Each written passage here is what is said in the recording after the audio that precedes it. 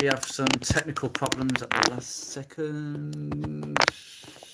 Okay, that's a lot better. Now, I didn't intend for that to happen.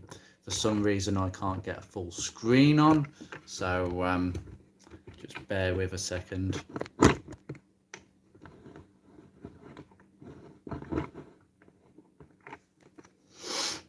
There we go.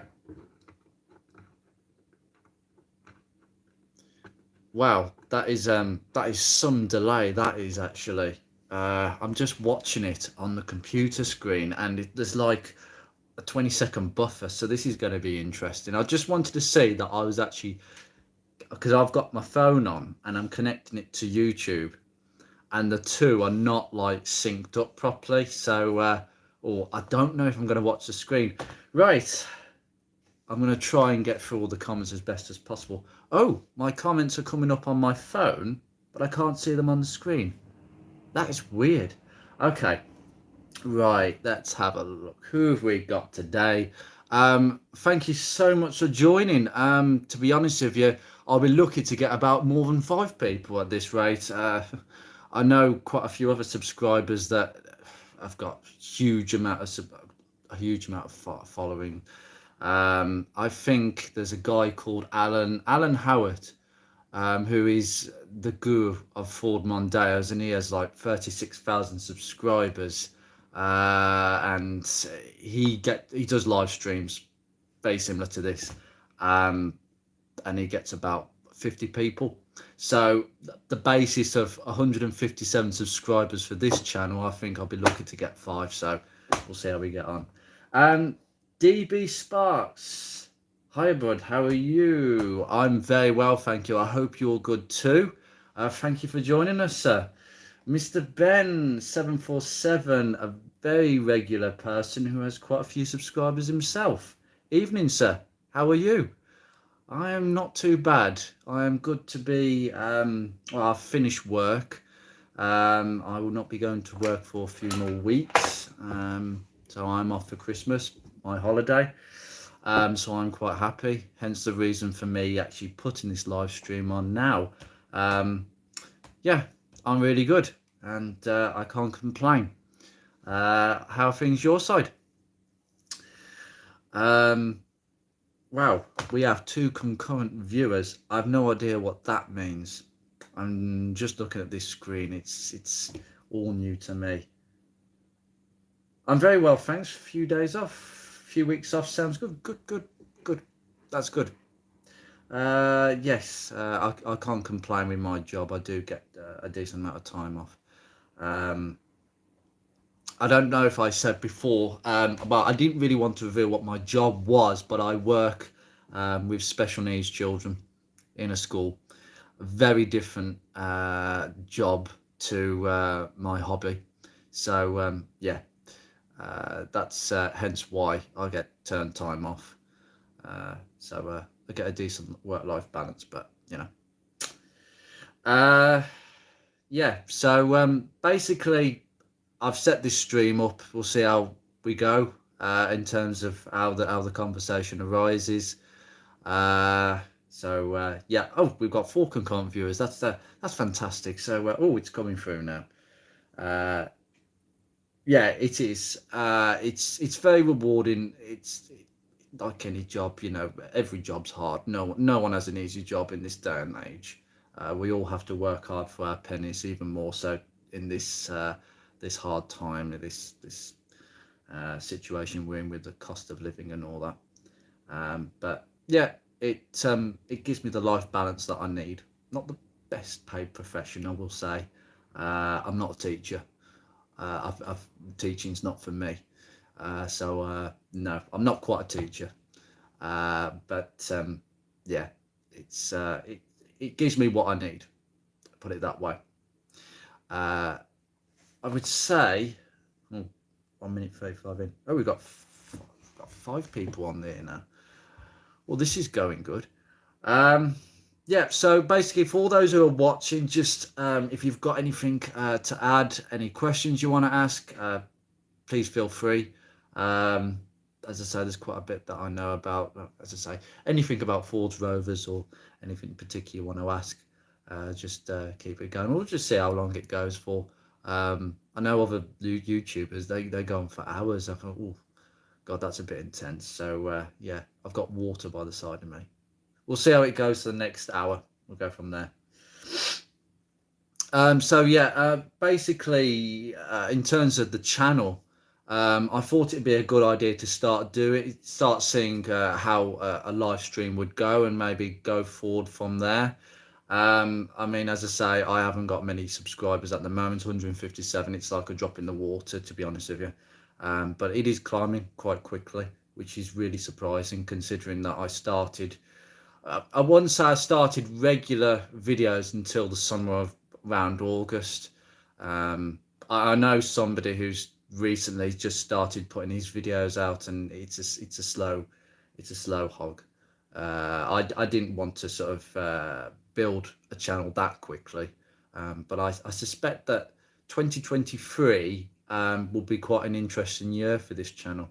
The more viewers I get, the more subscribers, the more I'm willing to do. Um, and Project Beatrix has come around at the right time to sort of give a little bit of variety to the channel. I always intended to get a second car. I always had in mind to get a Focus Mark II. Um, a Focus Mark II is right up my street. It would have been right within my budget. It's a Ford, it's another Focus, and I can compare it with a Mark 1 quite nicely. A Mark 2.5, so the 2008 facelift to 2010-11. I quite like them. I think the early Mark 2s don't look that great, to be honest with you. So that was the plan. I had the money, and then the Rover came along. So at the moment, I'm relying on the Focus to get around, which she's reliable as ever. There's no issues with that whatsoever. Um, and the Rover is sitting on the driveway, and it's taking far longer to sort out than what I would like. Let's have a look. Mr. Ben, hello, sir. I recently bought a 2009 Mark 2.5 Focus to keep my Mark 1 off the road over winter. I really like it. Right, okay. So that's good then if you like it. I mean, so you bought it, when did you buy it? So uh, presumably have you done many miles in it? I'm quite interested in Mark 2.5s because, to be honest with you, you can get them. I presume it's a petrol. I'm assuming that. Is it a petrol or diesel? Because you've got the 1.6, which is the Sigma. Then you've got the 1.82 litre, which is the Mazda engine, which they put in the Mondeos. They're quite a different beast. They tend to drink a lot of oil, from what I've been told. Not the sort of thing I would go for. The diesels, I tell you something, when I was looking around the summer, the diesels were going really cheap. Now, I live in Birmingham, and we have the ultra low emission zone. So the difficulty is my school is within the boundary.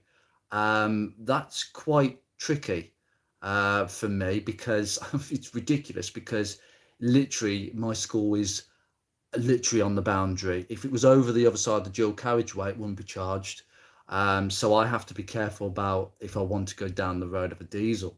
I was looking at them; they're going really cheap, but no, I'd want a petrol. Um, so, so I bought my Mark 2.5 1.6 petrol about 7 weeks ago. So it is the Sigma engine. That's a good choice. Done about 1,500 miles in it so far. I'm a big fan of the Mark 1, but I've really become a fan of the Mark 2. That's really good to know, because I may get a Mark 2 on this channel still. I may just pursue that, because the Rover may... I think the Rover, because of how good she is underneath, once I've got her running, I may want to go the whole hog. I mean, look, I wanted a car that was a bit more rough and ready, that I can drive and not care about as much. I suspect a Mark II Focus is perfect in that sense. but because of the fact that they're at the lower end of the market, even though I'd say they fetch good money. Um, about I think 1,500 2 grand is what you're looking at, I suspect, unless the prices have changed. Um, that's great if you've done that amount of miles in it, because they go on and on and on. The Ford Sigma engines. I'd definitely go for one. It's an engine that I know. My best mate has bought a Mark 2.5. It's the ZTEC S. So you've got the body kit. So you've got the slightly different bumpers and skirt. Um, I really like that, actually. I think it makes them much more hunkered down, even though the suspension is, I think, virtually the same. There's really nothing to tell. The seats have got, it's like you've got the cloth seats, and you've got these straight black Velcro bits that go on. I don't know what they're supposed to do. They're like little, well, not Velcro, they're plastic. Are they supposed to make your back feel good or something? It's just a bit weird, that. Um, yeah, so he's got his, and he's had it for about 6 months now, and I helped him buy it. I looked at the car with him and we were really impressed with it. I think he bought it for 2 grand, which was good going, because we were, well, let's put it this way, another half an hour later and somebody would have bought the car before us. It was one of those in and out cars. Focuses sell well and dealers know that. But the only problem he's had is the clutch master cylinder gave in, and obviously it's hydraulic and the pedal just went straight to the floor. So they did, no, it wasn't the clutch master cylinder, it was the say, it was a slave. It went to the floor, and he just had the whole clutch done all in one go. I think it's a concentric slave, so you have to take it apart. It's not like a slave that bolts to the outside.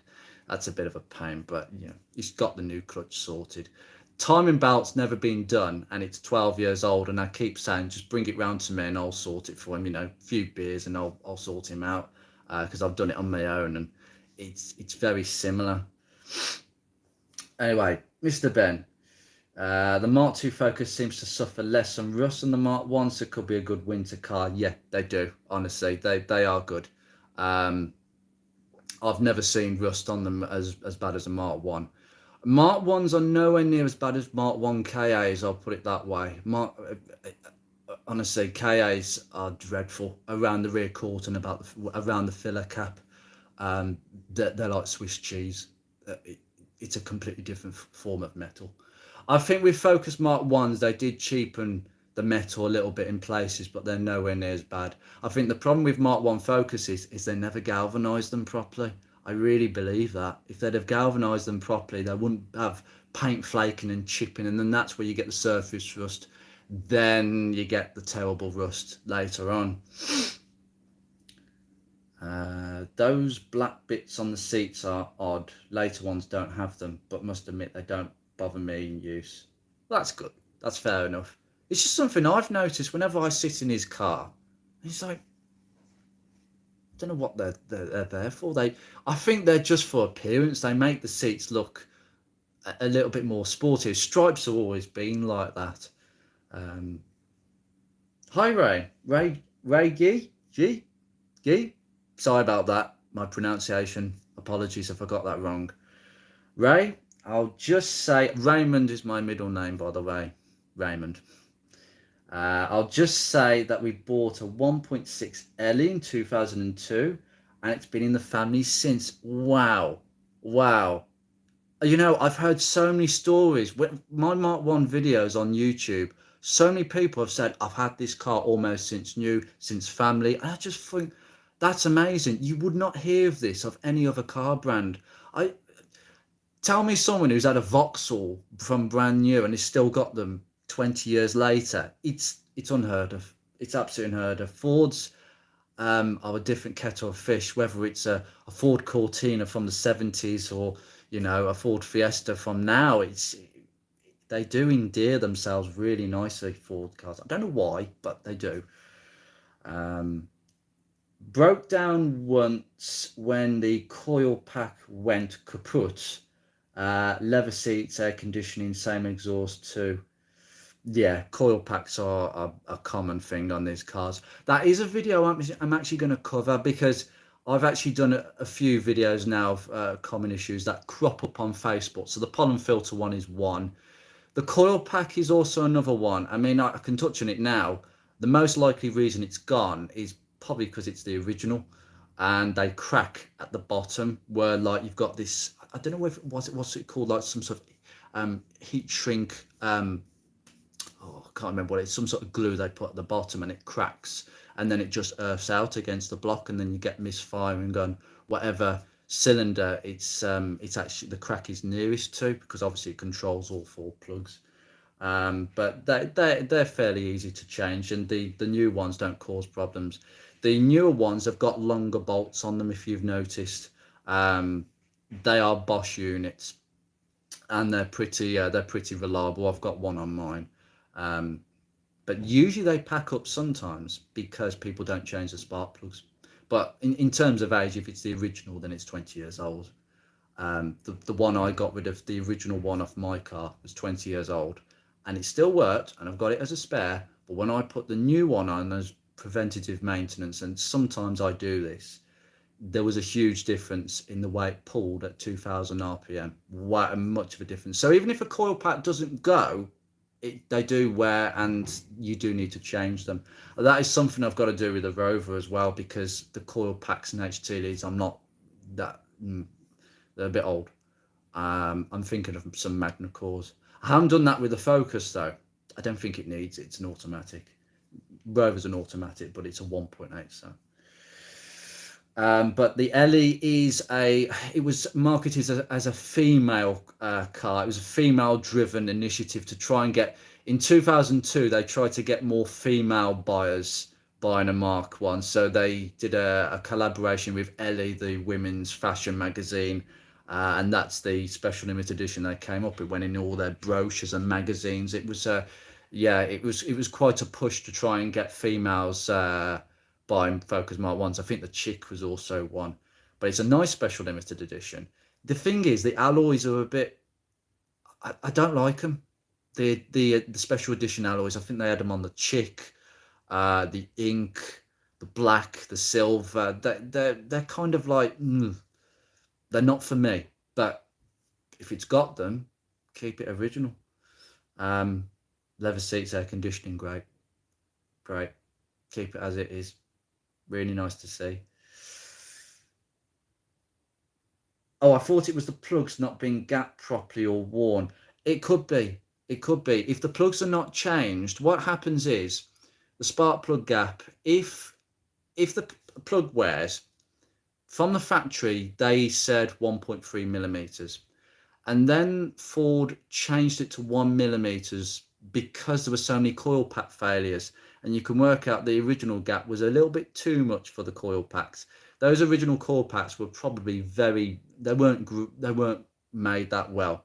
So they obviously recognized that we need to just make it a little bit thin, the gap a little bit smaller. So it makes the coil packs work less hard, but then you lose power. So I think you're not getting that. If you've got a 1.6, you're not getting 100 brake horsepower, which is what it is. But they subsequently changed it again. If you've got the new Bosch coil pack version with the tall bolts, you should be able to put the spark plugs back to 1.3 easily. But usually it is because the plugs haven't been changed, the gaps have got bigger, and if it's at least 1.2, 1.3, the coil packs are going to work over time, and if they're the originals, they're going to go. That's the way they go. Mr. Ben, I changed the coil pack and leads as a preventative measure on my Mark 1 about 95,000 miles. Was still okay, but for how long? Yeah, I think I changed mine at 88 and my car's now on 91. It's such a common problem. If you've got the original, then change it if it hasn't been changed. You'll know if it hasn't been changed because usually you can only get the new type with the long bolts. You can get some really cheap aftermarket ones. I mean, you go on eBay and they're up for like 12, 15 quid. And that, I'll tell you, I got one off a scrapyard car actually. I went to the scrapyard that I did the scrapyard video at, and I took a coil pack off a Focus and I thought, oh, I'll have that. I put it in a bung with a load of other bits. Luckily, I didn't pay for it. That was a bit cheeky of me. Have we all been to the scrapyard and just put something in our back pocket? He's soon as mended. Um, no, to be honest with you, I paid the whole. I paid for a load of parts, and he said you can have that dipped in for nothing because I paid in bulk. I said 100 quid, and I took a load of bits. Um, I took the coil pack away just to use it as a spare because it looked brand new, but it was the old version. So I thought, is this a new? If this is this an aftermarket one, a cheap one of the original coil pack with the short bolts? So I had to know how this works. I'd like to see how this works, and I did a continuity test, and it was all good and worked through nicely with the multimeter, like ohms resistance. I just plugged the connectors, and it seemed okay, but I felt it, and the weight, it weighed absolutely nothing. The original, the Bosch one, well, the new Bosch one, weighed an absolute ton. You could feel the metal, the quality inside that. The aftermarket one was nothing. And I thought, I've still got it up there now, actually. And that would have been one of these 15 quid coil packs. I'd never fit that to my car. I haven't even put it in the back of the car as a spare. I don't want to. I wouldn't trust it. It's up there now. I'll probably just give it away for free. I'll probably take it to a show and say, does anybody want it? Because I don't want it. It's taking up space. And we've got a few more viewers now. So I've got to get down to this now. So Ray had to get it recovered to the main dealer, 150, but had no OBD scanner, so was clueless. I was still in carburetor and contact breaker territory. Oh my goodness me. Oh, I've had fun with contact breakers. My P6 days was a massive learning curve. I love that car, and I don't miss contact breakers with getting the feeler gauge in, and oh God, what a pain. I ended up converting it to electronic brakeless, the Hall effect sensors where you've got the ring, and then you've got it's like I think Power Spark. It was a Power Spark system where it was a rubber ring that goes on the Dizzy cam, and then the it was a P6. Sorry, sir, I didn't say that properly. It was a P6. It wasn't a V8. It was a 2000. Unfortunately, I kept saying that to a lot of people. Where that was the most annoying thing about P6 ownership, and I don't think people mean to annoy you, but as someone who had a four pot, as they call them, everywhere I go, it's like, oh my God, it's a P6. I used to have that back in the day. Is that a V8? No, it's not. It's not. I got that annoyed towards the end. That was my reaction the last time I got asked.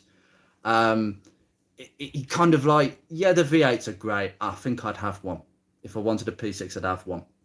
But the 2000s, they are so underrated. It was Rover's own engine. First engine with a heron head where the combustion chamber is crowned into the pistons. Beautiful engine. The twin timing chains puts a lot of people off, but it's really not something to worry about. They last the life of the engine. It's the two tensioners that you have to worry about because they tend to wear. I'm not surprised. To be honest with you, when I got rid of the Rover, well, before I moved it on, I was quite familiar with old cars and carburetors and setting that up. It was single carburetor, no twin carbs to balance. That was a nice one because it was the single carb 2-litre unit. Then having to learn my trade on the Focus with fuel injection computers. I did get myself a good scanner. I would recommend, I tell you what, if you can spend £100 on a scanner, I mean, I can show you the one I've got actually. It's I will show that in a subsequent video. £100 scanner, it will sort your problems out.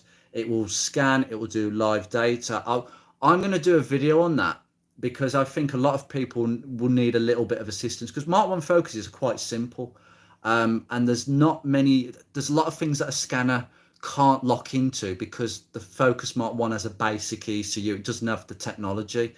So I can show you how to identify long and short fuel trims to discover problems and symptoms that you may not be aware of, and how to use the scanner. It's really easy. What you need is not a 20 quid scanner because they only do engines. If you spend £100, you get a scanner that does the ABS system. It does the airbag system potentially. Well, airbag systems you can read because you count the number. If you've got an airbag warning light, you count the number of times it flashes. It will read transmission cones if you've got an automatic, which yours doesn't have, but it's good to have. There's a few other systems that it covers, like the body control module, but mainly on a Mark One, a 20 quid scanner will be okay, but 100, if I do a video on it and I show you how to use it, you'll be fine. You'll be able to sort of diagnose more things for yourself. It takes time.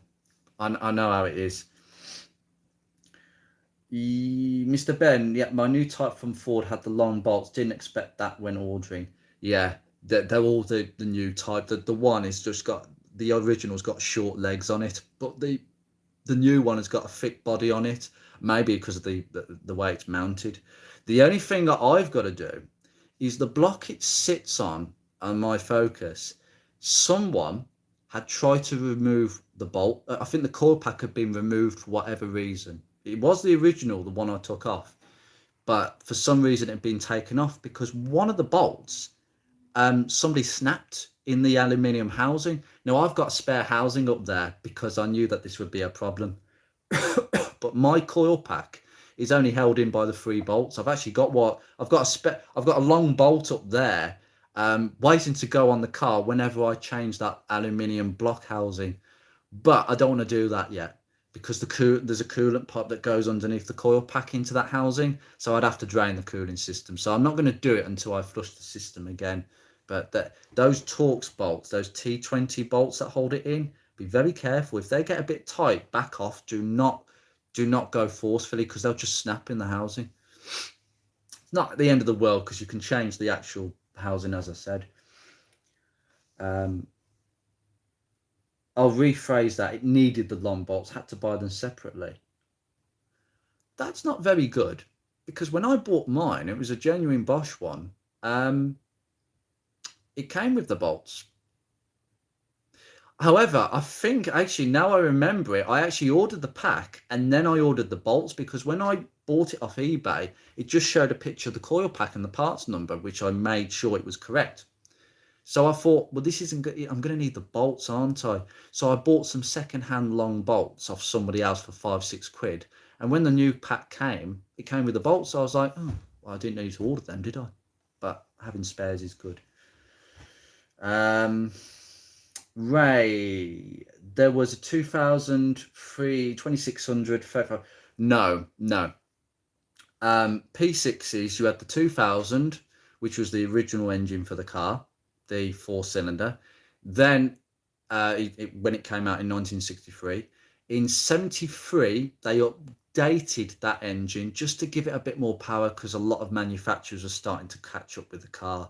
A lot of Fords were a lot more powerful, so they upped it to 2.2, which is exactly the same engine, just a slightly different bore and out. I think the original 2-litre was a square engine, so the bore and the stroke were the same, but on the 2.2 the stroke was a bit bigger, a bit more torque, I suspect. I think I'm right in saying that, but a little bit more power, but it's not too much.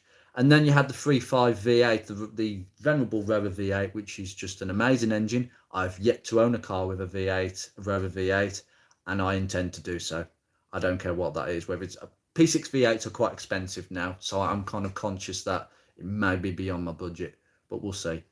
I would love the MG R8. So when Rover were trying to keep get the MG brand back before the MGF came out, they brought out this MG R8, which was a special product. It sold in low numbers, mainly to Japan, and it was basically an MGB with it was a parts bin car. It was an MG body shell, MG suspension and all that, but with the Rover V8 engine up front, 5-speed gearbox. Lovely, would love one of them, but unfortunately they're in classic territory, and I would like one of them. But I'd like one. I would like some car with a Rover V8 engine. I remember having a ride in a friend's dad Rover 2000 TC when a new model. Very impressed. That's a nice car, the TC version. The twin carb versions. There was something I read ages ago. The 2200, because you had the single carb, 2000 and 2200, and then the twin carb. The 2200 twin carb, in terms of its performance, was pretty much a match for the V8. Remember, the V8 was a very slow, burbly Buick engine that Rover did a lot of work to make it pretty reliable. The Buick engine wasn't a great engine to begin with, but it had a solid base that Rover worked with. They clearly saw the potential. The twin carb version is a pretty nice performance engine. They're wonderful cars, absolutely wonderful, so comfortable. The suspension is not complicated, but it's unusual. You've got the Dion tube, which is a brilliant idea. It's basically a tube with a big piston inside it filled with oil. And the idea is that that oil, when you go around a corner, if you're going, let's say, round a roundabout, you're turning right, the oil, obviously, the outside wheel is going to want to push down and the inside wheel is going to lift up. So you get lift up oversteer. A lot of cars had that back in the day. The piston will basically move in the opposite direction to the oil. So the oil will go to one side, to the outside wheel, and that forces this big heavy piston to come to the right and weigh that, basically the elbow down the hub and essentially the wheel, keeping weight on that wheel as much as possible. And it's not independent suspension, it's semi-independent, but it feels like it. It's really clever. The only thing I didn't like about it, the disc brakes. Changing the pads and the discs, or even refurbing the calipers on a P6 is a nightmare of a job. It puts a lot of people off, and I can understand why. It's a big job. The front suspension is this like bell crank design where the spring is mounted horizontally.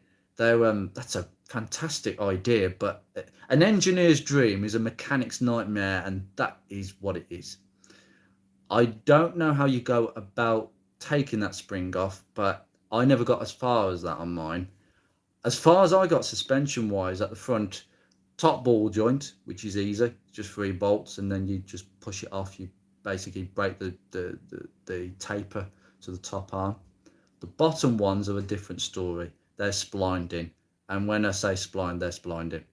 I had to give it to a garage who basically broke 5 different ball joint removal tools trying to get it out.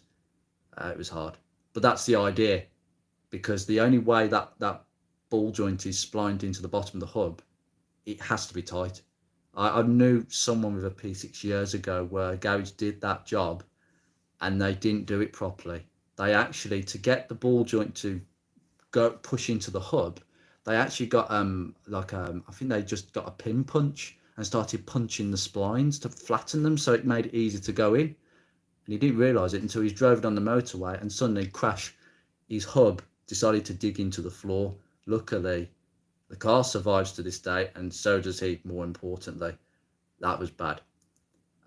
So, yeah, that's a job I would only give to people I trust. P6, I'm confused with the SD1. Love them, but 35 P6s and 35 SD1s had a poor reliability. Knew several with them and had terrible troubles. Yes, SD1s are not something that I would touch with a barge pole. I think the bodywork really puts me off. I think it puts a lot, unless you've got deep pockets, I wouldn't want to touch one. They rot. Even the ones that survive today in penny numbers, they still have these rotting issues. Every single one that left the factory, every single one, they were pretty bad. And the ones that survive were made just a bit better, or have been looked after by some manner of luck really well. So, yeah, that's the SD1 is the one you're referring to with the 2600, right? You say with the SD1, when the P6 finished production, they basically had the 2300, 2600, and the 35, the 35 V8. The 2320, the 2.3, 2.6s was the Triumph straight six engine. So they didn't consider the original four-cylinder Rover P6 engine to be any good. They moved that on. They thought it was too archaic. So they replaced it with the Triumph 2.3, 2.6 straight six. Bit more smoother because it is a straight six. I get that. But they're not very endearing. I don't know much about them, but they're not exactly engines that pull particularly well. They're smooth, but they don't pull that great. But they don't really have lots of torque either. So they kind of like, they're a bit of a Marmite engine. And that's why they're not popular. And that's why you go for the 3.5. But I considered it. Oh, I forgot. You had the 2000. The Rover SD1 2000 with the 2-litre O series. That's a rarity. I have actually seen one in the flesh and it's preserved. It's immaculate. And I'd fancy that. I really would, as a box standard base. Rover SD1 2000 O series. That must be quite underpowered. The O series engine wasn't a great engine. My granddad had a Princess back in the day. I was only little when he had the Princess. He bought the Maestro just shortly afterwards. But that engine, I think he was saying to Dad, I mean, I was only little, but I could hear the words, it leaks oil everywhere. It's just pissing, dripping all over the road. It was absolutely horrendous. His neighbours used to call him Blue Smoking Ray because my granddad's name was Ray, and yeah, you can imagine the smoke streams coming from the house, and it was a terrace street. So yeah, tall houses, terrace street. The smoke's going to go nowhere but down the corridor of the road. Awkward. So yeah, I would definitely go for the 2000 as a weird car and unique. I know that I think there's someone who is restoring an SD1 diesel with they've got separate cylinder heads. That's weird and interesting. Just something out of the blue. I like cars that are a little bit different, a little bit more weird. But yeah, the SD1s have many reliability issues. Not as much today because there's a lot more known about the V8 and all the electrical stuff, and people can build better wiring looms to replace the Lucas Electrics. But they are expensive to run. I would bypass them. I'd prefer a Rover 800. Now that's a different story. That is another car I'd like to get my hands on. I would like a Rover 800 fastback, Mark 1, the original Mark 1, the same Rover 800 in the famous German advert, with the 2.7 Honda V6. I am looking at a needle in a haystack because, as far as I'm concerned, everybody who is into Rovers would like one, or most people. But I can wish. Kev Mitchell, hello sir, how are you? Someone who has been commenting on most of my videos. Lovely to have you, sir. Welcome. Hoping to get a P6 next year. I want a 2200 TC. Perfect choice. Perfect choice. Well done. And there's plenty of them. There are more P6s than SD1s out there, put it that way. I am actually going to have a look into how many are actually left, because the statistics that I get for the Mark 1 and the Mark 1 statistics and the Rover 45 statistics, it's all from the Department for Transport, and I'm going to have a look into P6s. As far as I'm aware from my old one was a 73, it was a Mexico Brown 2000 automatic. I think there was only 11 from that year round. That's quite a big number actually, considering that that's quite a niche car, being the automatic version. 2200 TC, there'd be more of them. Absolutely, definitely. I'll say bye now, Andrew. Thanks for the chat. Thank you, Ray. Thank you so much for joining us. Great to have you. I will see you very soon, sir. You take care. All right. How long has this been rolling on for? 40 minutes. I didn't think I could talk that much.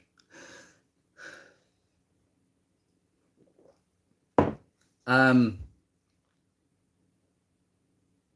Thank you, sir. Yeah, thank you, Ray.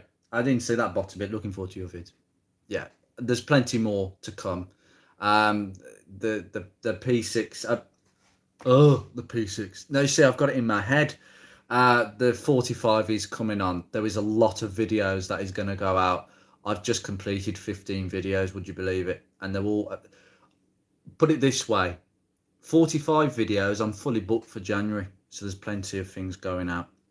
And in between that, I'm doing Focus Mark 1 videos. Because obviously my car, the Focus, doesn't need a lot of work. This is the only thing I'm really a bit frustrated about. I've started a YouTube channel after I've sold a P6 and after I did all the work on the Focus. However, I suspect that I wouldn't have got as much work done.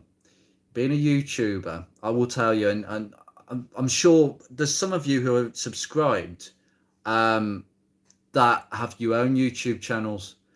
I think you can imagine that when you're working on a car and you're working on a job that could be quite tricky, you don't know whether it will work or not, and then you've got the added element of, right, where's my camera? Where do I need to do? Where do I need my camera to be? What's going to look good? Should I cut that bit or should I just miss that out entirely? Should I not bother with this? And you've got that extra element in your head, and it is a question of time because editing. This is why my channel's it's a dirty channel because I don't really do a lot of editing. I do a few cut and snips here and there, and a few of my Mark 1 videos are certainly being edited. Tomorrow, the Ford Focus Mark 1 stretch belt video, how to change one, goes out tomorrow. That is a little bit more edited than I'd usually do. And I have this tripod that is sitting on. I've got a new tripod, and it's a much more adjustable tripod. Put it that way. So it's easier and quicker for me to do videos. But you know, I know where there is an ex-police Mark 1 827 fastback for sale at £1,500. Oh really? I'd like to know that. Oh, ex-police. You see, I've seen so many that are ex-police out there. That they were a police favourite, the 800s. I mean, they've got big back seats. At least whoever they've got in the back seats is well away from the drivers. I mean, how the hell police coped in the 80s with having an Austin Metro? I mean, an Austin Metro Panda car. Please, they're literally sitting on the person you've arrested. You're sitting on their lap. Your P6, Kev, your P6 was mint, Andrew. Enjoying the journey in your 45 restoration. Sorry for joining late, just going home from work. That's absolutely fine, Kev. I honestly thank you for joining us. Yeah, to be honest with you, I'm actually really blessed that I've got 12 people log on to this live stream so far. That's actually more than I thought, considering that I've only got 157 subscribers, so that's a good percentage compared with other live streams from other channels that I've seen. Yeah, honestly, it wasn't mint. It was solid underneath. I don't think it had been Z-barted from new. There was nothing to suggest that. You haven't got the holes where they inject the oil from the factory. I just think he had one rot spot, and that was underneath the driver's sill where I had to have it patched in. And it was like literally a square patch by probably 6-7 millimeters by 7 millimeters. That's it. I don't know why it was so solid. I mean, there's so many P60s that are actually like that, but they can go pretty badly. I was blessed. To be honest, do I regret selling it? A little bit, because someone is actually enjoying it. I put a lot of work into that car. I enjoyed it, and I got my use out of it. I'd have it back now, though, because I now have an establishing YouTube channel. I should have kept it in the garage. I shouldn't have sold it, ideally, but if I'd have kept it, I wouldn't have had the finances to sort out the Focus, and I'd have a P6 that would be not mint, and I'll explain that in a second, and then I'd have a Focus that would, well, I don't think I'd have kept it. I think the Mark 1 would have had to have gone, because it would have got to a stage where I couldn't do the work, or I couldn't afford to do the work required, um, and I need a newer car. So something had to go, and the Mark 1 was going to stay because that's my first car.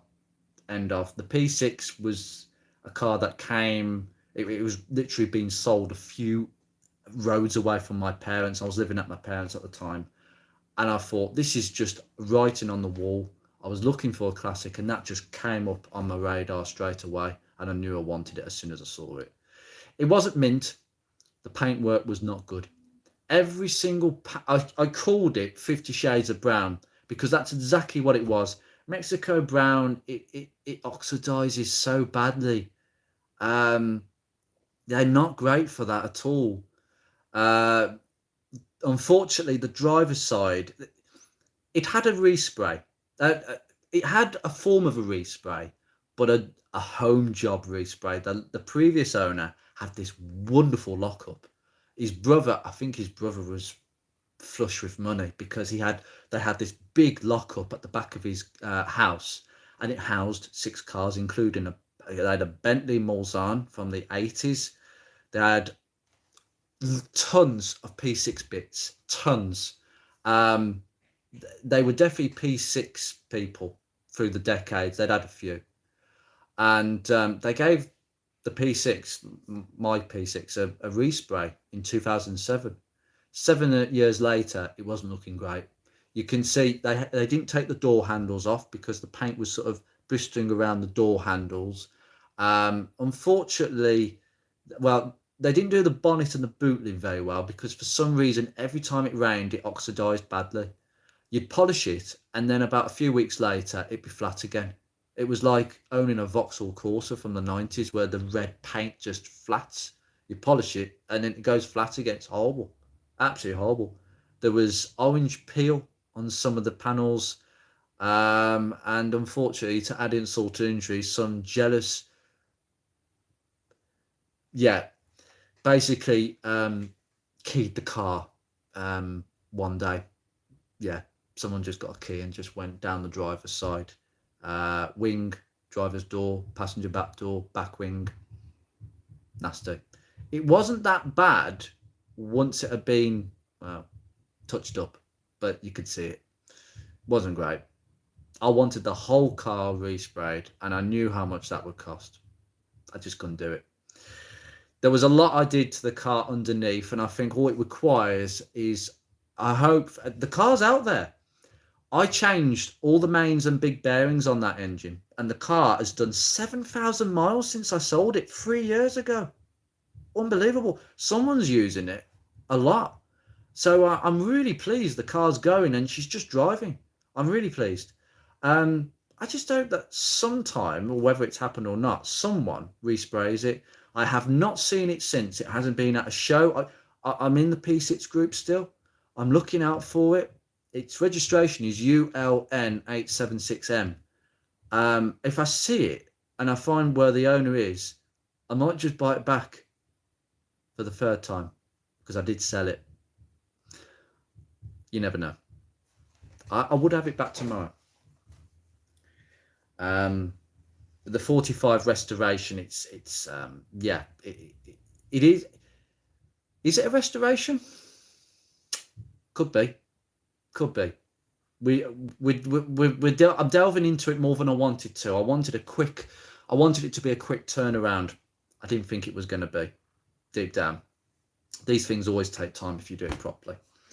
Yeah, so that's where we're at, really. How long are we into this? I'm going to give this another sort of 10-15 minutes, and then I'm going to end it. We've had honestly, I've had more people than I thought on here. So hopefully I can use this as a way of updating people as well. I'm trying to stick to a monthly update, but at the moment it actually has to be drip fed a little bit, so just to keep people in the loop. At the moment, as I said in the previous video, the head is back on the car. I haven't started it up yet. I've got to put everything back on because of the weather, the freezing cold weather. I have barely been outside. I've wanted to just come home, have a hot shower. I have not wanted to delve into that car at all. It's most unattractive weather at the moment. Smirk the Cat. That's an interesting channel name. Smirk the Cat. Have I got that right? Don't worry. Don't worry. If you got here late, it's absolutely fine.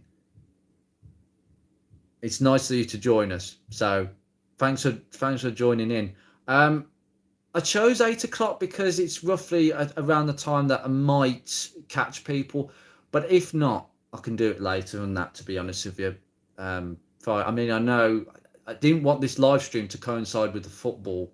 So I was pretty pleased that, yeah, it's because it's the 16th today. I think the final is the 20th. If you follow football, then it would probably it might take a few people away. So I was aware that to set the live stream for this day and this time, really. Don't, Mr. Ben, don't suppose you know anything about Mark 1 Focus steering racks. From what I know, they're pretty reliable. The main things are, if they, the number one preventative maintenance is you've got to change the hydraulic power steering fluid. It's not, right, I did a topic on this ages ago. You don't use red ATF fluid. Most power steering fluids, like the ones you buy at Halfords, are automatic transmission fluid based.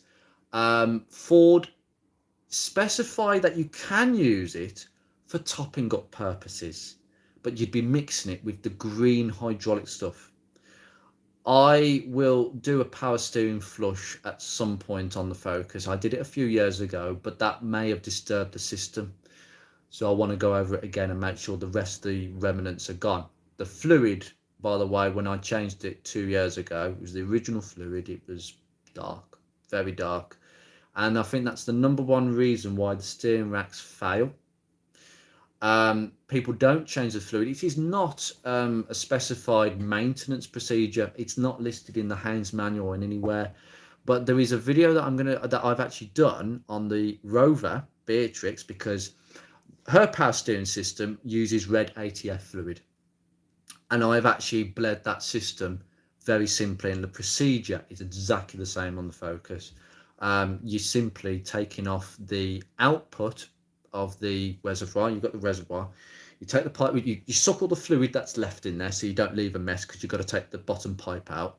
The pipe that goes to the pump is the one you take off. No, sorry, I got that the wrong way around. Not to the pump. You leave that one on. Scratch that. It's the one that goes from the cooling rack returning to the reservoir. You take that off. You put that in a bottle. You get the wheels off the ground. So jack it off the ground. Make sure the wheels off the ground, because obviously you can't start the car. This is with, you don't do an engine start, because I've seen people start the engine and try and run the pump and run all the fluid out. But if you're not quick enough topping up that reservoir, you're going to run the pump dry. And all it takes is a few seconds to run the pump dry, and then you're stuffed, new pump. They do not like to run dry at all for any period of time. But my procedure is basically turning the steering wheel with one hand and then going back, topping up the reservoir. And what will happen is all the old fluid will be pushed out the system into that bottle, and you're just replenishing it. And that's how you do a flush. It's an easy, slow, non-messy way of doing it. And then you just, what you do is you bung a bit of tissue in the reservoir to stop the fluid coming out where the coolant, the hose from the cooler goes into the reservoir. You have to bung it, obviously, when you're doing this. But the procedure that I'll show you on the Rover, it's exactly the same as the Focus. If you change that fluid, that will basically, it could, one, make your steering lighter, because the steering is a little bit heavy on the Mark 1. Even with good tyres, the steering can be pretty heavy. I've got new tyres on mine. I've got Roadstone Eurovis tyres. They are very good tyres, I will tell you. They are middle of the range. They're not top of the range. And for 205 50/16 tyres, they are pretty much the tyre to go for. But the steering racks, they only fail realistically unless they've been abused by not having the oil changed or topped up, or if it's gone low. if there's been a power steering weep. I know the power steering pumps can weep a bit, but they shouldn't leak a lot. Not at all. And in fact, I think changing the fluid will get rid of the problem. I think the fluid it sort of helps the seals to conditions the seals. So often that works. But steering racks, if they fail, what will happen is you'll go around a corner and the steering will go stiff and then it will suddenly go clunk. It will jump a tooth on the rack. That's basically what's happening. It's worn so much that that particular tooth on the rack has jumped. It's just gone, and then the whole pinion has just jumped on the rack. So that's the only sign that the rack goes. I've never heard of stories where they actually, the seals go on the sides, where they actually leak fluid out the sides. I've never known that, even with dirty fluid. So that's the main thing. The internet said mine took red stuff, so I changed it using the red stuff. Perhaps I should have used the green. Wasn't sure if Ford changed what they use at some point. No, I mean, the internet can tell you to use the red stuff. I don't think it's the worst thing in the world to use automatic transmission fluid, because the green stuff is hydraulic fluid. I think it's used in a number of systems. There was a other than power steering. But yeah, if you've changed it from ATF, I wouldn't worry too much. But I would ideally like to change it to the green stuff whenever you feel that it needs changing, a couple of years or whenever, or if it starts leaking or if there's a problem. The green stuff, I think I'll have to get, I'll get it up. I'll have to show you what. Actually, stay there 2 seconds. Hand fire.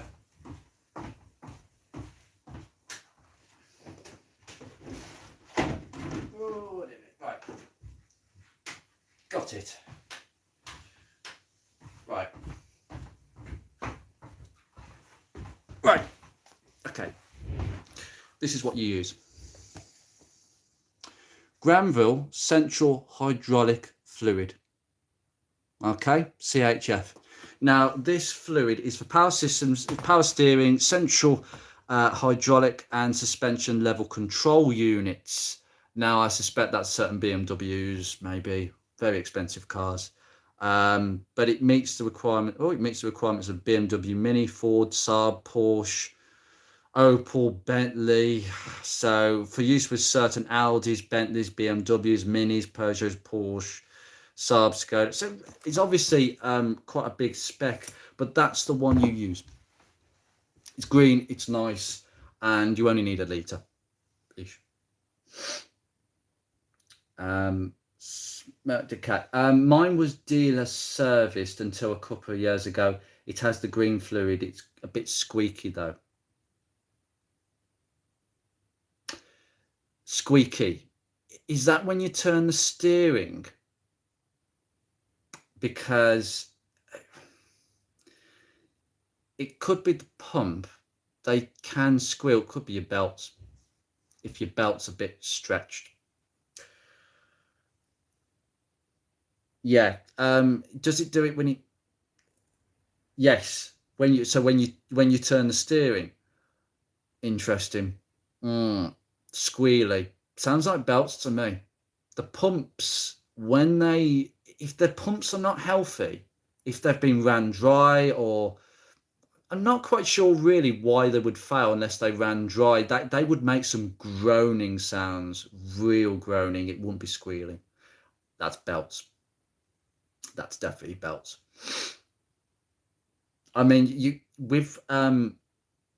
when you're steering, if it's dry steering, like you're on the spot and you're trying to get out of a parking space, for instance, if you hear a bit of a grinding sound, that's your top mounts. That's the suspension top mounts. If they're a bit grindy and the steering feels a bit rough, that's not the steering rack. That's top mounts, and they can squeal. CHF, thanks for that. Problem is my rack has a knock. I say it's the rack. I've had the car in a garage multiple times for a knock. No play can be found anywhere. Suspension is all new at the front. Everything's brand new.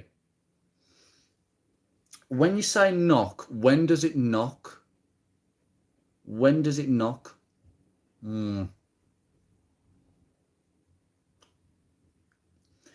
It's like a squealy rubbery sound coming from the steering column. The belt has been changed recently.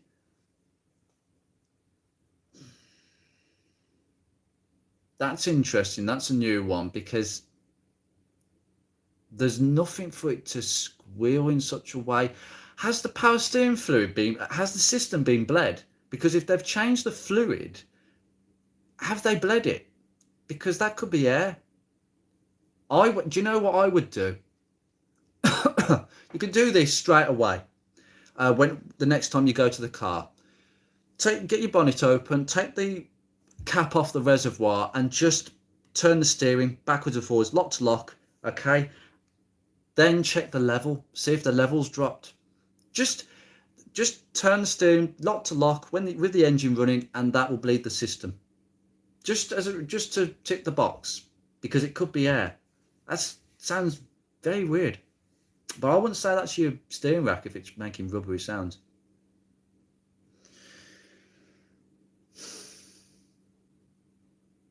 Mr. Ben, it knocks on bumps and slightly when turning the wheel with the engine off. Engine on, it's fine. Struts, springs, top mounts and bearings are all new. What I would say with that, I mean, I've had my suspension completely redone. The whole lot, everything you've had done. I still get a little bit of a knocking from the passenger side, but I suspect that's just the way it is. What it can be, even though parts have been replaced with brand new items, aftermarket ones can be a funny world if you've used aftermarket. If you've gone for Ford ones, I shouldn't imagine there'd be a problem. But sometimes new components need time to bed in. They can make a knocking sound. Maybe it is a ball joint. Maybe it's a ball joint that isn't great. I'm afraid the lesson I've learned is that even though something is brand new, do not discount it. I had an issue ages ago where the Focus would basically, every time I got to a junction, it would stutter and it would almost die. The idle will almost die and kill the car. And I thought, what the hell is this? Every time I brake at a junction, and I looked at everything. I thought there was an air leak. I changed all the inlet manifold gaskets, the gasket onto the throttle housing. There's a gasket around the idle control valve that people they don't think that's a problem. They do leak air. They can leak air. And it turned out it was the MAF sensor that was at fault. Now I got a second-hand one. But the MAF sensor on the car was a brand new one. It was about 4 months old. It was an expensive one, 90 quid one from, I think it's a Febby Bilstein one, £90. And the reason that I didn't think that was the problem is because it was a brand new item. I completely dismissed it because it was a new part. So it could be one of the new parts you've put on. That's the thing when you work on cars and you change so many things. There always is one or two things that aren't quite right. I've never liked the driver's side engine mount, the Hydra mount, right, where you got the rubber bit and then you got the oil inside it. I had to replace my old one because it was leaking oil, and I replaced it with a second-hand one. Not a second-hand one, a brand new one, and it was about 25 quid. It wasn't. I think it was an unbranded one that was really served me. I skimped. And it was worse than the original. It was awful. I took it straight off. Literally, every time I put my foot on the gas, the whole car would like... It was horrible. So I got a second-hand one, a good second-hand one. That wasn't much better either. I thought, what the hell's going on? And then I bought a third one. I bought a Cortico is the brand, 36 quid. It's on the car now, and actually it's pretty decent. No way is it as good as the original. And I'll tell you what, Ford want 250 quid for the original. No chance. I'd rather spend 36 quid. What a rip-off. So some things don't quite work out in terms of new parts. It's trial and error. Also, drop links are new. Subframe bushes are fine. Wishbone bushes are fine.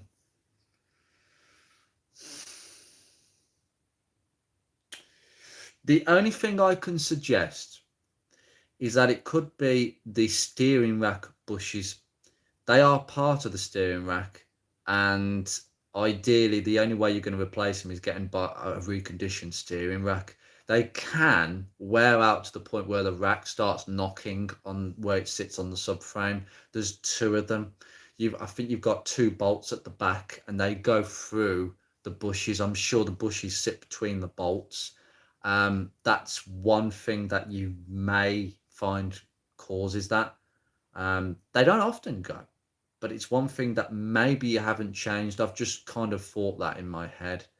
It's definitely something that if it was my car, I'd certainly be thinking that. But as long as it's not a severe knock, as long as it doesn't get louder and worse, I wouldn't worry about it too much, because it sounds like you've done a lot to the car. You've eliminated a lot of issues that way. It's all genuine. Ooh, it's all genuine Ford, except for the springs. Couldn't get them from Ford. I couldn't either. Springs are hard. Springs are very hard to get from Ford. Oh no, sorry. The front ones I've got on mine are from Ford. But you don't need to. The aftermarket ones are made to the exact same specs, same fitness, same height, same everything. Don't need to worry. I only got them because they were cheap. It's really good to know, sir, because you're not going to have any issues with suspension for a long time. The Ford bits are brilliant. The bushes are excellent in the particularly the wishbones, the lower arms. The bushes can last 15 years solid. The arms. This is why Fords look so rusty. It's because all the bushes are so well made that the arms tend to look really rusty by the time that they're at the end of their life. And then people say, oh, they're very rusty, aren't they? No, it's because the bushes have never had to be changed. So you don't change the arm. You only change the arm if the bushes have gone. Just flaking rust. So I just monitor that. But you've got a better suspension for mine then, if it's genuine Ford, because mine have got genuine shocks and springs all round front and rear. The wishbones are not genuine. Drop links are Lemforder. Lemforder, by the way, they are the manufacturers of genuine Ford suspension bits. The drop links are Lemforder. I changed the anti-roll bar bushes at the front. They are a pain. The actual bushes that sit on the subframe by the steering rack, oh yeah, that was a horrible job. It'd be easier to drop the subframe to get them out, but I did it in situ. Smirk the cat. My 1.4 had the same issue with cutting out a junction. It doesn't have a MAF. It has a... Right, you have a map sensor. Okay, yeah. I don't have a map sensor. The automatics have only a MAF sensor. Yours will be a manual because it'll have a map. They tend to give less problems, map sensors, but ideally they just need cleaning. MAF sensors are the same. They just work, or they don't. They don't lose performance unless they get dirty. I've seen that where people put like pipe across like the cone air filters with oil on them, because you have to put oil for them to self-clean, and the oil can go into the map or the MAF and get on that hot wire and then cause all sorts of funny readings. But it still does it. I changed the MAF sensor for a genuine second-hand one. I've actually got 3, because the MAF sensors, again, brand new, 200 quid. Do not buy aftermarket MAF or map sensors. You have to go genuine, I believe, with these. They are so sensitive. But it's still, even today, going up to a junction, put my foot on the brake very gently, being an automatic, and it still sort of does a buffer, and then the lights flicker, and then it sort of comes back to life. It used to do it quite badly with the bad MAF, the bad MAF sensor, but when I changed it, it got better, and I did a lot of jobs. I changed all the gaskets. I had the intake manifold. I put carb clean all the inside, and I tell you what, it really helped. Taking the inlet manifold out, that plastic intake manifold, and cleaning it thoroughly with carb cleaner makes a huge difference. Clean the butterfly valve around the throttle, it really it changed the car. It never ran as nice and smooth as that before, but it never sorted the cutting out issue. I think it's an ECU issue. I think it's there is a word for it, and a lot of people just have to live with it. And I'm the same. I've lived with mine.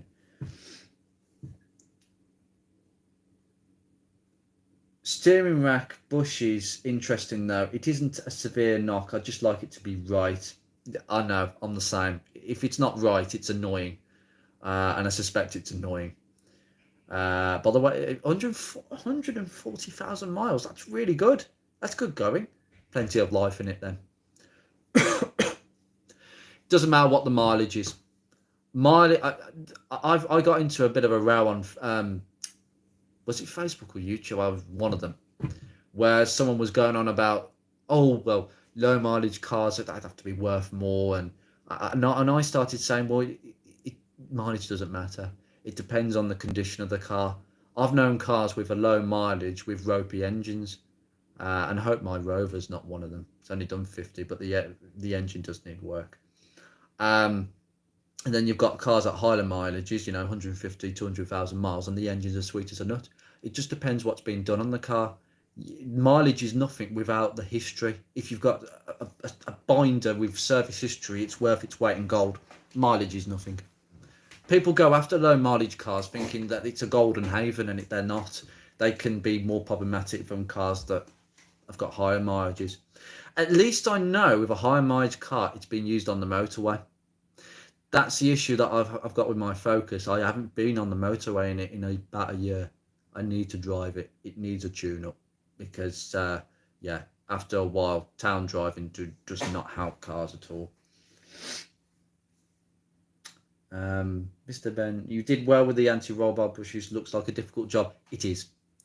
The only reason I managed to do it, if you've seen my Milwaukee impact gun, is I basically, if I remember rightly, the driver's, like the one on the driver's side, right by around the steering rack, you have to take you can get a universal joint socket. So I had my impact gun, had a universal joint which took it right down, so it took it at right at an angle, and a 25, I think a 250 mil extension, impact extension, then another 200 impact extension, and then the socket. I think it was a 13. Yeah, it was a 13 mil impact, but it was a short impact, not a long one, because a deep one, and it's hitting the actual underside of the car.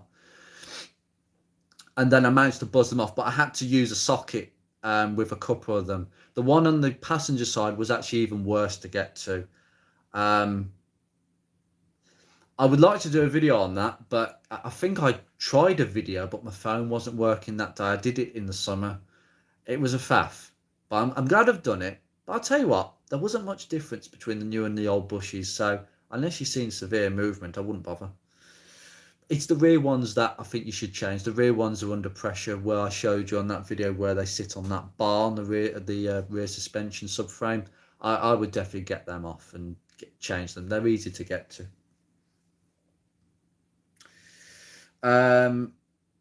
Thank you, Kevin. No, thank you for turning up, sir. Seriously. Yeah, I will keep up the vlogs.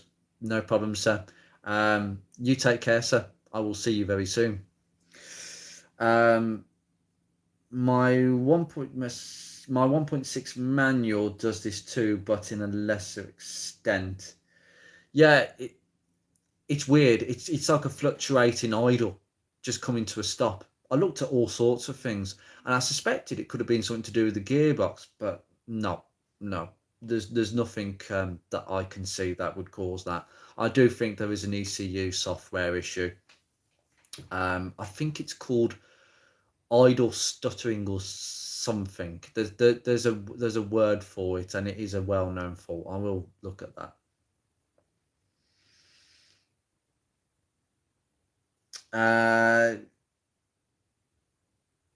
No problem. I am going to end the live stream in a second. No, thank you very much, sir. I've got a lot to tell. If people ask a question, I will try and give a best answer to my knowledge as possible.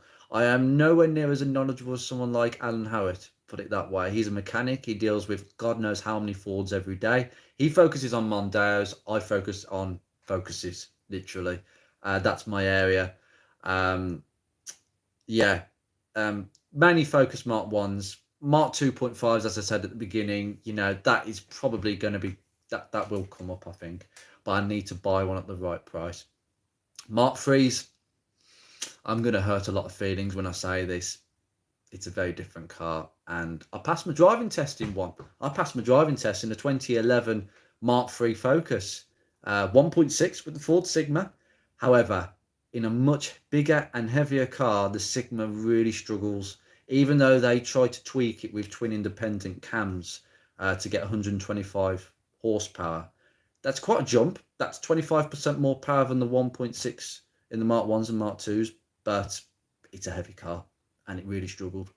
It's underpowered. I don't know how. I can't see how a 1 litre EcoBoost would be any better. And I don't like them engines. I think they have a bit of a bit of a bad reputation because of the early ones blowing up and yeah, not my cup of tea. Mark threes. I think they lost their way a little bit forward with the Mark III. I think they tried to appeal to a global audience, but what they ended up doing is alienating the audience of Europe, mainly Europe, because it's a European car. No, you can't really design a car to be an all-in-one and not have. There'd have to be some sort of consequence of doing that, to be honest with you. So thank you so much, sir. Right, I am going to end the live stream here. It's 1 minute 17, which is longer than I thought, and I've got 15 people watching this. That's amazing. I had a secret guess at the start of this. I was a bit worried at first because I saw that there was only one person waiting, and I was like, oh dear. Yeah, this isn't going to go well. But 15 people, considering that I've only got 157 subscribers, is a great percentage. It's like 10% of my subscribership. So I will be doing this again. I may do it in a couple of weeks. So yeah, EcoBoost equals EcoBoom according to, yeah, it's EcoBoom. It's absolutely, it's something to do with the degas pipe. I don't know too much into it, but I'll probably look into it more or less because I'll probably encounter it at some point if I end up getting one. I might give one a try. I do, as I say, Mark III. I do have a slight soft spot for it because I learned to drive in a Mark III. So there is a little bit of that in there, and it would be a 1.6 because it's just an old school petrol, even though it's underpowered. But the EcoBoom, yeah, I think the degas pipes used to go, and then people used to cook the engines. Exactly the same with the K series. It's not necessarily the engine's fault. It's just the cooling systems were a bit marginal in the K series, and people never kept an eye on the coolant levels. People don't open the bonnet like they used to. I'm not being funny. You go in a Haynes manual up there, and it says open the bonnet once a week. Check this, check that, check your gap, check your fluid, check your oil. Because obviously cars used to leak everywhere. You'd have to check it every week. But now obviously reliability has increased, and people don't check for these things, so they don't feel the need to actually open the bonnet once and again, and the coolant level would just go so low, and then the K series would overheat, blow the head gasket, and then, oh, it's the K series. It's an absolute joke. It's not. You didn't keep an eye on it. So yeah, and I think it's the same with the EcoBoom boost. Yeah, you got me doing it now. Yeah. And apparently because of the tolerances of that engine, they can't be rebuilt once they've been overheated. New engine. That's what Ford say. I suspect that's because it'd be just easy to get another engine because there'd be a lot of work. There could be some warping. It's all aluminium. There could be all sorts of stuff wrong with it. Despite having only 100 horsepower, the Mark 1.6 is a fun car to drive. It is. I mean,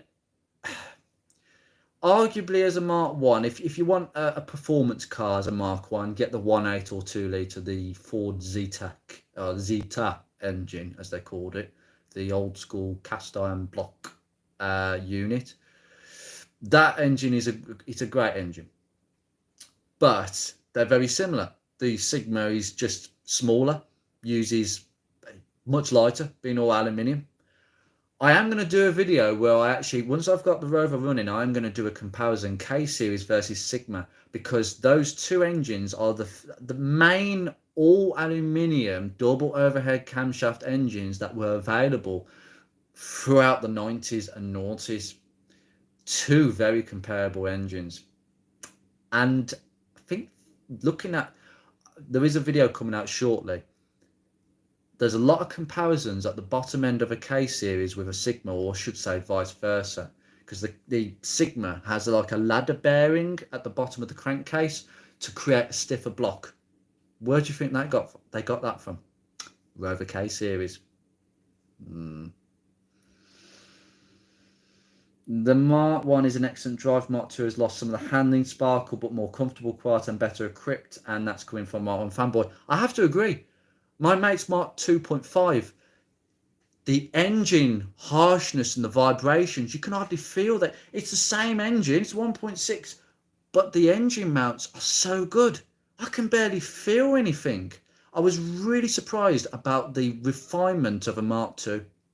And that's a big step forward. The Mark 1 feels like a ready-to-go racing car, a go-kart almost. It's rattly, it's noisier. It is more engaging though. And I think that's the difference between the two. The refinement was massively changed. I do think they used a lot of the chassis from the Mark 1 on the Mark 2. They just widened it a little bit to create more boot space, interior space. They did sort of dumb it down a little bit. They are really smooth engines. They're smooth cars. There's a huge difference, which kind of makes me like a Mark 1 more, because I every time, see, this is the thing, I'm still stuck in the noughties because I haven't had a modern car from the, well, let's put it this way. I've only owned a few cars in my 10-year driving life. A Focus, an O2 Focus, a 73 P6. I've had an ST170, but only for a short period of time, 2 months. I didn't buy it to own it. I bought it as a stopgap for a friend who I bought it for him basically, and he'd pay me for it, but it was a bit of a surprise for him. I had that, it was a 53 plate, and it had Recaros. It had the full Recaros, heated Recaros, original, nice car to drive, and I got to experience the top end of Mark 1s, and I won't forget that. But I just liked a 1.6. It was a bit more down to earth, a bit more better on the fuel. But yeah, I'm living in the noughties still, and I've got a 54 plate Rover 45. I said to myself, I need to get something more modern, something a bit more modern that I don't care about as much as my other cars. What do? I buy a Rover 45 that I might actually just get to the standard of a Focus. So again, I'm going to have to look for another car. I'm going to have to get a third car, and I think I'm going to have to get a Focus Mark 2.5.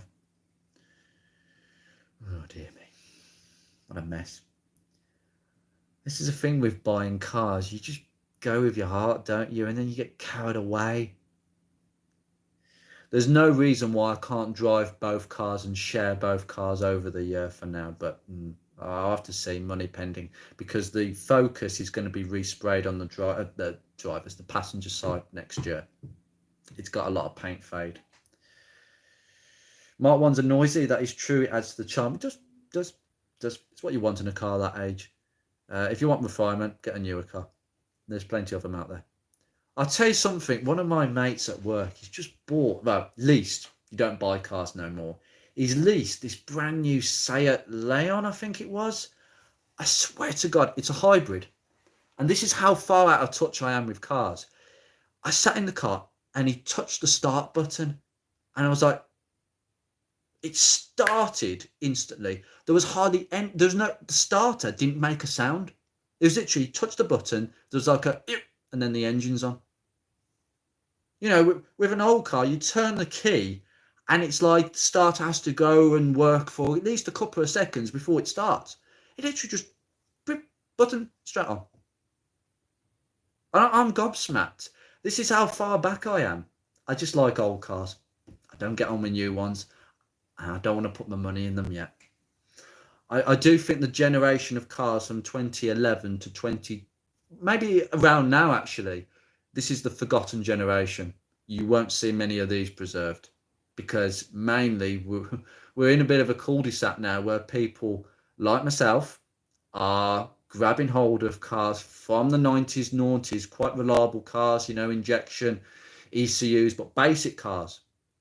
They're grabbing hold of them and they're holding on to them, particularly the older people, the older generations. They're buying them up, they're putting them away so they don't ever have to drive an electric car. Naturally, because of how young I am, I will no doubt own one, an electric car eventually, but not yet. Mark ones are more engaging. Yeah, they certainly are. They certainly are. In fact, I'll tell you now, going from a Mark 3 in my driving test, passing my driving test, 2 weeks later, I'll buy that car out there. And when I took it for a test drive, I didn't quite know what to expect from a Mark 1. I wanted something sensible. I tell you what, before the Mark 1, I was about to buy a Rover 600.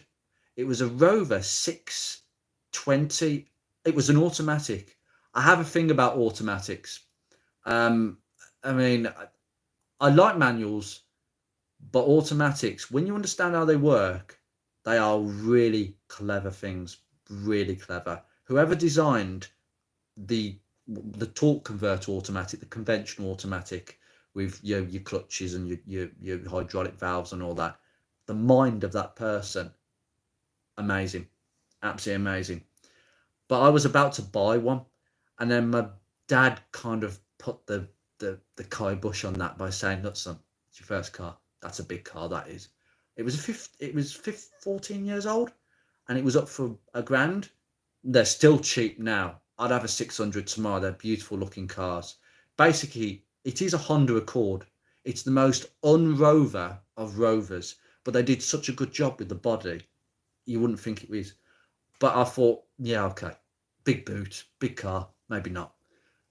Then I looked at a Mark 1 Focus, which just, I didn't know what was a Mark 1 and Mark 2. I just thought, oh, it's an old original Ford Focus, the first ones, because I wasn't really keyed in that stage.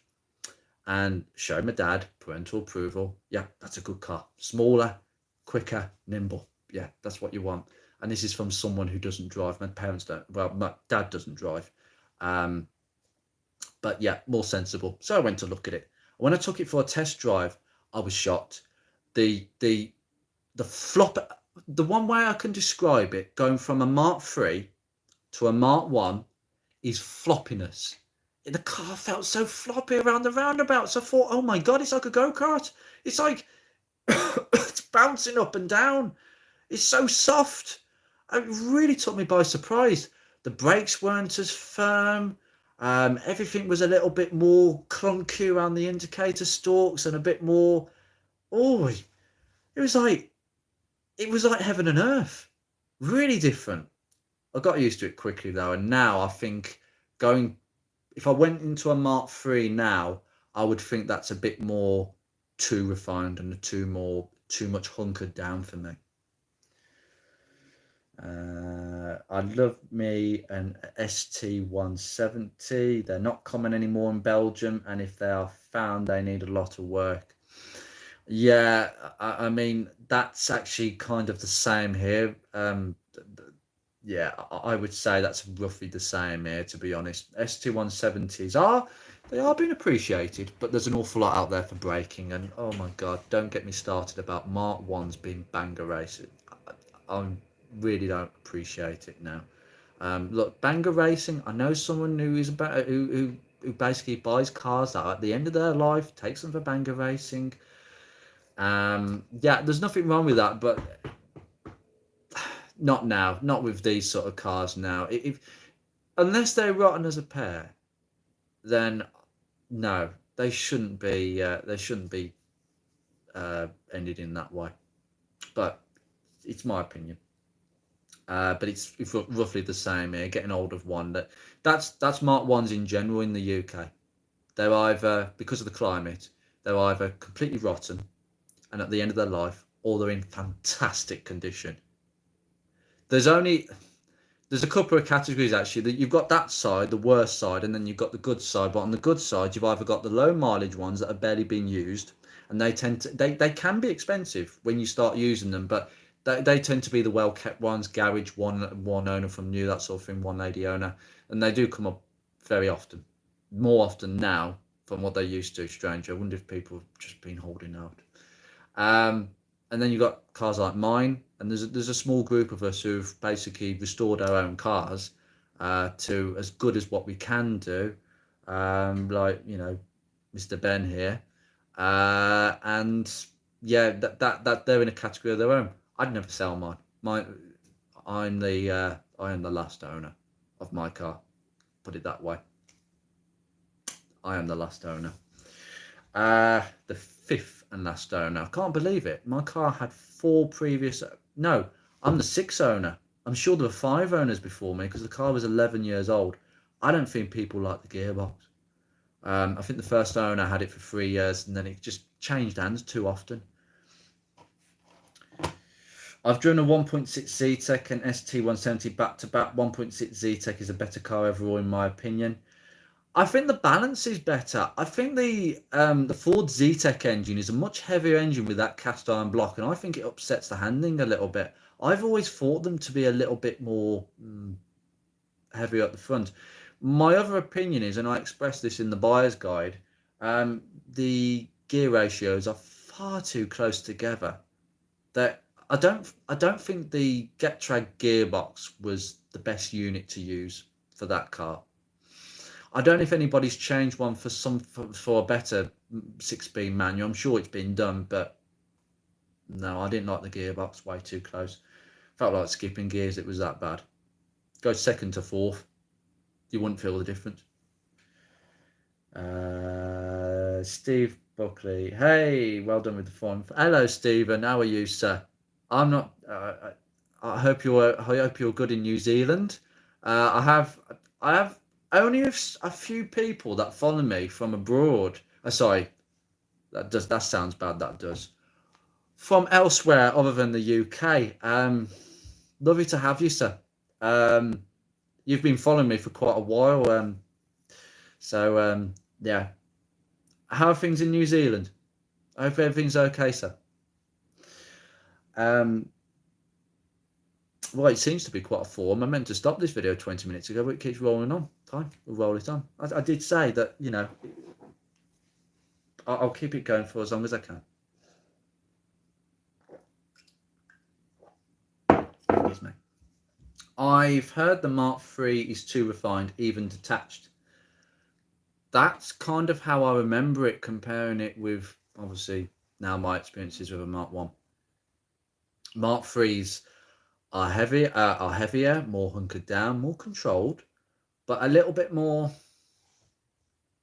The Mark I is a go-kart. The Mark II is slightly less of a go-kart, but still relatively fun. Mark III, health and safety.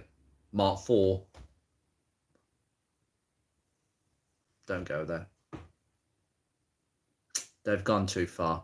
I think, to be honest with you, when I heard that they stopped the Focus and the Fiesta, I predicted it. The Fiesta and the Focus have completely lost the meaning of what they actually are. Look at the size of them. We've seen the current Fiesta and Focus.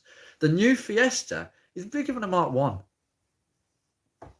And it's got no more space in the boot. I mean, the A pillars, they're so thick. I mean, I got into a Fiesta, the current Fiesta, one of my colleagues at work, and I had lunch in their car. And I was just sitting in the passenger seat in my lunch, and I just thought, the A pillar is so close to my head. It's so thick. It feels like it's going to cave in on your head. Whereas with a Mark I, I'm used to like it feels like you've got a globe. Your head is miles away from the roof and the windscreen. It's amazing. There's the air. You don't feel trapped. Oh no. Not at all. And Mark 4s are the same. And I don't like the back end of them. They look like a BMW 1 Series on the side. The front's okay. The front of a Mark 4 looks like an evolution of the Mark 3, but the back end is like it's off a BMW 1 Series. The interiors are much better quality, and I quite like it in some respects. You know, some of the trim is a bit funny. The center console wiggles around a little bit, from what I've been told. Uh, but yeah, I'd never. I don't think I'd ever own one. I don't think. No, I mean, by the time they get cheap, it'll be 6 or 7 years down the line, and I won't be interested in them. I don't know what the future holds for a lot of older cars. That will probably be a discussion going forward. So I'm with these live streams. I have got a lot of strong opinions about the car movement as a whole, classic cars, modern cars. Where are we going? There's a whole load of opinions about where we are actually heading. Not just the UK, but the whole world. You know, we have whole cities that are banning older cars because of the directness of climate change. That's not the issue. The issue is China. We can only do our bit if China stop making stuff. Most of the pollution comes from China. We're only like that on the global scale. What we do really doesn't have a massive imprint. But I do believe that actually getting a second-hand car is the best environmental thing you can do from buying a brand new one or leasing a brand new one, etc. I think the culture of leasing cars, I mean, don't get me wrong, the new cars of today are the used cars of tomorrow, the second-hand cars of tomorrow. So we do need people leasing cars, because at some point we're going to run out of cars if people start buying new cars, and then the prices of second-hand cars go up. And we've left that's the situation we're in the UK, particularly with the chip shortage. I think most of Europe and most of the world, actually, we got to the point where now used car prices are just so mad. And I think that's why Project Beatrix has appeared. Not necessarily because I don't have the money for another car, but the attraction of having a car. I bought the car for £250. I didn't mention that in my previous videos, but it was scrap value. And I was not going to let that pass. Not for a head gasket, bit of water leaking inside, bit of mould, headlining sagging, but a solid car. You've got nothing to lose.